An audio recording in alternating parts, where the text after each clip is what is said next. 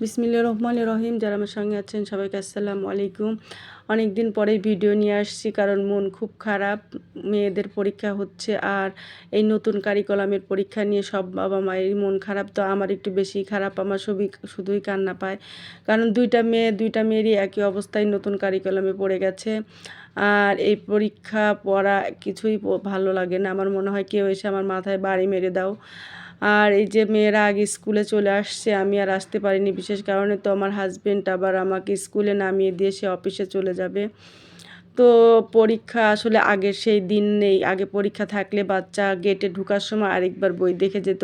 পড়া এত সকাল থেকে পড়া, রাতে পড়া, কত একটা মজা। একটা পরীক্ষা আসলে অন্যরকম একটা আনন্দ ছিল, টেনশন ছিল। এখন কিছুই নেই, ফুরফুরে দূরে ঘুরে বেড়াচ্ছি, আর মেয়েদেরও কোনো টেনশন নেই। আর মেয়েদের নাকি কেমন সিস্টেম, পাশের জনের সঙ্গে আলোচনা করে লিখতে হবে। তো আলোচনা করতে করতেই দিন শেষ, আর লিখবে কি? এই যে স্কুলে চলে আসছি, স্কুলের অবশ্যই এই গাছগুলো দেখলে আমার মন খুব ভালো হয়ে যায়।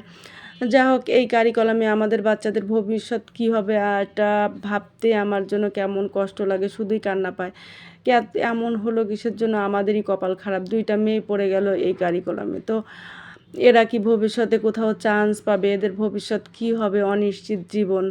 যা স্বপ্ন ছিল, এখন স্বপ্ন দেখতেই আমি ভুলে গেছি, আর কোনো স্বপ্নই দেখি না। এদের কী হবে ভবিষ্যৎ, কি আল্লাহ পাক যা ছাড়া আর কেউই জানে না। আল্লাহ দয়া করো সবার উপরে, সব মায়েদের মনের ইচ্ছা যেন আল্লাহ পূরণ করে দিও। তো স্কুলে এসেও শান্তি লাগছে না, এই পরীক্ষার কোনো মজা নেই। আগে স্কুলে আসলে, পরীক্ষা থাকলে একটা জমজমাট অন্যরকম অবস্থা।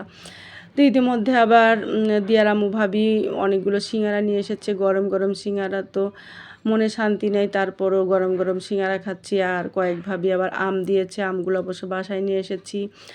তো এক ভাবি এক জিনিস দিয়েছে।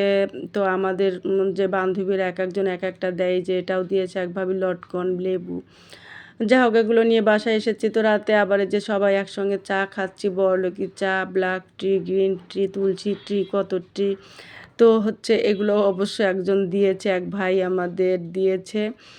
তো এটা খেয়ে আসলে আমার কাছে তেমন একটা টেস্ট লাগে না। গরিবের মুখে রং চা আর দুধ চাই বেশি ভালো লাগে, এত বড়লোকি চা আর ভালো লাগে না। আসল কথা, মনে শান্তি না থাকলে কোনো কিছু স্বাদও লাগে না, কোনো কিছুই লাগে না।